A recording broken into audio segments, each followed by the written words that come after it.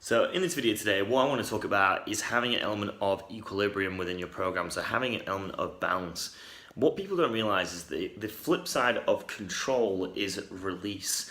And oftentimes people go through phases and cycles of restriction and then binging, or phases of going really, really hard at the gym and then go through very long periods of downtime. And really, there has to be a happy medium. So this is what they refer to as like the golden mean in ancient Greek times. This is desired middle point between two extremes. And with my what I call anti-dieting, it's all based on balance and equilibrium. Having periods of recovery, and also having periods of having indulgence meals, and having periods of working out hard, and then tracking food and eating more wholesome micronutrient dense food. So it's all related to one another. Now the problem is with a lot of people, they do not integrate that into a program because society has led us to believe through this kind of urban mythology that in order to get in shape you must suffer. Life is suffering. You must have long periods of not eating certain foods. You have to exercise chronically like a professional athlete, and really this is really not the case at all. What I do prescribe to is having the minimal effective dose of exercise combined with a very balanced, well-rounded nutrition program where you integrate some of your favorite foods, so that way it brings adherence and consistency and longevity to your program. Because at the end of the day, we live in a realm of polarity. For everything it has its opposite: masculine, feminine, night and day, summer, winter.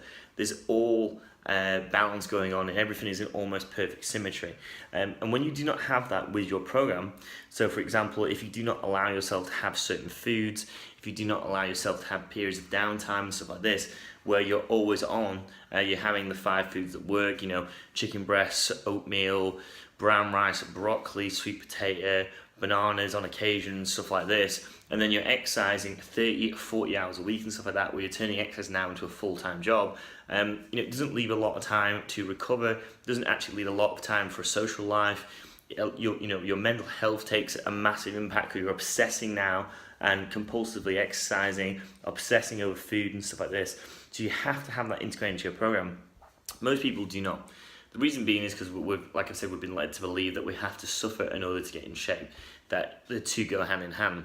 There needs to be an element of extreme discipline. Now, I'm not saying with my protocol there's no discipline, or there's still a lot of discipline in doing some form of dietary self-monitoring, still going to the gym, but it's not in this kind of what I call an extremity frame. It's in more of an equilibrium frame where you do have that balance of active recovery time and also your indulgence meals and stuff like that as well.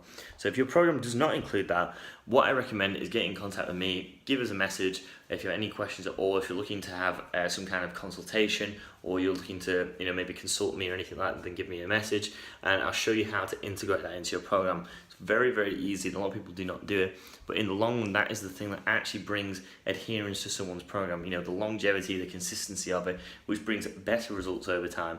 95% of diets do not work.